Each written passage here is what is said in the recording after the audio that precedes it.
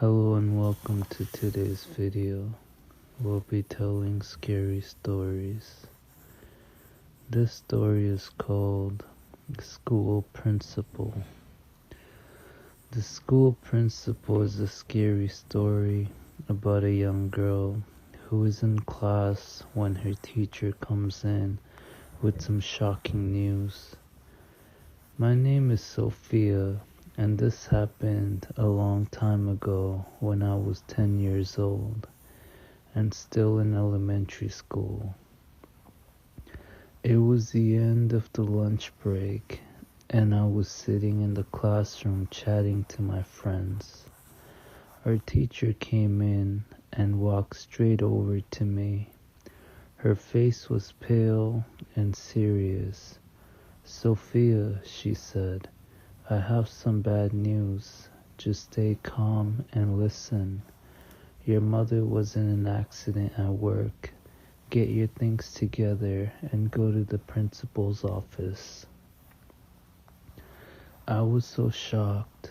I didn't know what to think. My friends gathered around me and tried to console me. In a daze, I packed my school books into my bag and headed out the door. The school principal was waiting for me in his office. "I just got off the phone with your father," he said. "He told me your mother was badly injured. He's rushing to the hospital right now, and he wants to pick you up on the way.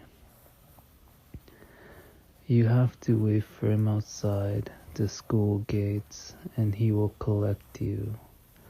Now hurry along." The principal looked at his watch.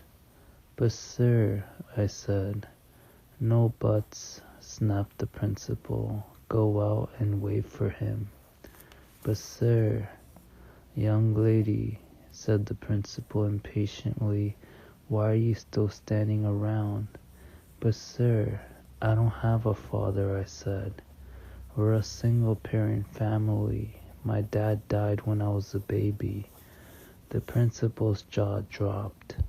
After that, there was a big uproar. My mother wasn't injured at all. She came down to the school and complained. The police were called. Nobody was allowed to walk home alone. Parents started picking up their kids from school just to make sure they were safe.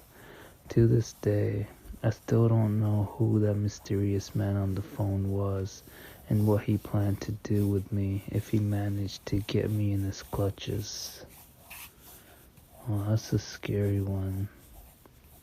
These are actually true scary stories. If you guys don't know, like, people actually submitted these. Well, it says they're true. These people could be lying. I don't know, but okay, let's have another one. I don't know if I want to read this one. It's called The Lost Dog. The Lost Dog is a scary story about a girl who finds a stray dog a few days before Halloween. When she takes the dog for a walk in the woods, she meets three girls who are on a camping trip. You know how on Halloween night people always gather around the campfire and tell scary stories about strange things lurking in the woods and nobody believes them? Well, sometimes those stories are true. Last year, just before Halloween, I was at home watching TV when I heard a knock on the front door. When I went to answer it, I found a dog standing on the front porch. I looked around, but I couldn't see the owner anywhere. The dog seemed to be lost. I wasn't sure what breed he was, but he looked like a Siberian husky. His tongue was hanging out, and he was panting like he was thirsty, so I put out a bowl of water for him. The dog lapped it up greedily. Ever since I was a little girl, I had always wanted a pet dog, but my parents would never allow me to have one. I didn't want to bring him inside the house, so I put him in the backyard.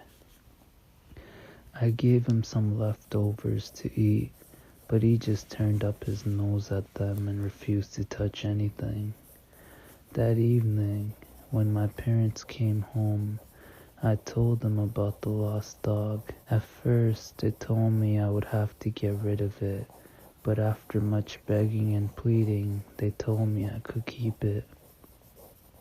However, they didn't want it inside the house. My mother was allergic to dogs. The dog slept in the garden shed. In the middle of the night, I woke up and looked out my bedroom window. I could see the dog's glowing eyes in the darkness. It seemed like he was just standing there staring up at me.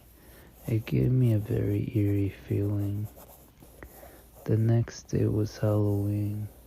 In the morning, I went to the store and bought a can of dog food.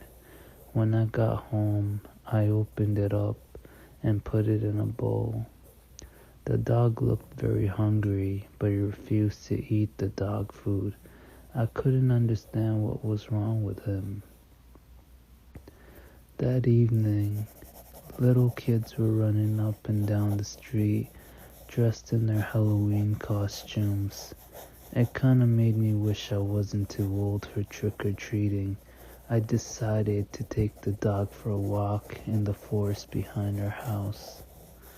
After a while, we came across a group of 3 teenage girls who were camping in the forest. They were planning to have a Halloween party in the woods, and they had brought some food and drinks with them. The girls were around the same age as me, so we chatted for a while. They asked if I liked to join them. One of the girls tried to pet the dog, but he just growled at her. He didn't seem to like anyone trying to touch him. They were having trouble pitching their tent, so I decided to help them. Between the 4 of us, we managed to get the tent up. I looked around and realized my dog was nowhere to be seen. I asked the girls to help me look for him. By now, it was dark and the stars were out. The moon was pale and full, and the wind was whistling through the trees.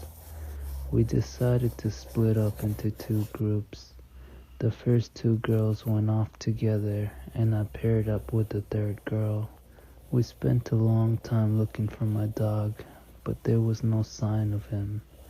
Eventually, we gave up and started back towards the tent. Suddenly, we heard shouts and high-pitched screams echoing through the trees. We ran all the way back to the tent, and when we got there, we found the other 2 girls laying in a pool of blood. They were terribly injured. One of the girls was unconscious, and the other was barely clinging to life. I asked her what happened, and she managed to choke out a few words. She grabbed my arm and stared at me, her eyes wide with fear. She said they had been attacked by some sort of monstrous creature that emerged from the woods. I tried to ask her more questions, but her grip on my arm slowly relaxed and she died. The third girl burst into tears and couldn't stop trembling. We looked at each other in disbelief. Neither of us knew what to do. We were terrified, but we didn't want to leave the dead girls laying out there in the grass. We decided to carry them into the tent to protect them from being eaten by wild animals. As we crouched inside the tent, desperately trying to think of what to do, we suddenly heard a strange noise outside. For a minute, I didn't know if the sounds were real or if it was just my imagination playing tricks on me. It sounded like a dog yelping in pain. I was worried that it was my dog and he might be injured. Working up my courage, I decided to go outside to see where the noises were coming from. The girl didn't want me to leave her alone, but I assured her I would be right back. Cautiously, I slipped out of the tent and searched the clearing.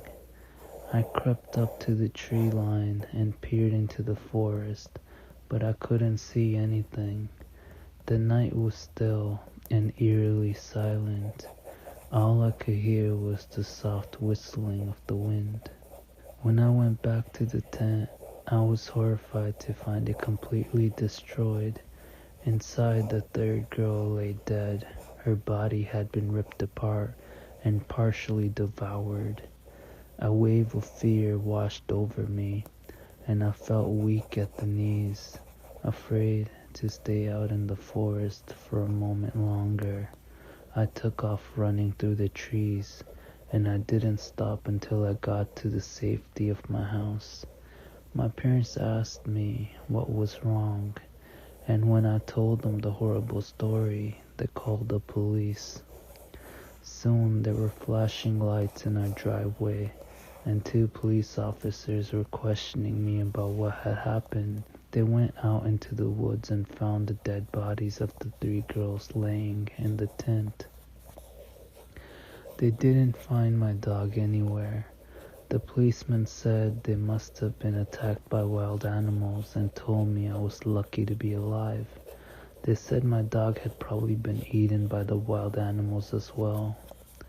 The next morning I was out in the backyard when I got the strangest feeling that I was being watched. When I looked up, I saw my dog standing at the forest's edge. He was just standing there, staring at me. Then he did something that terrified me.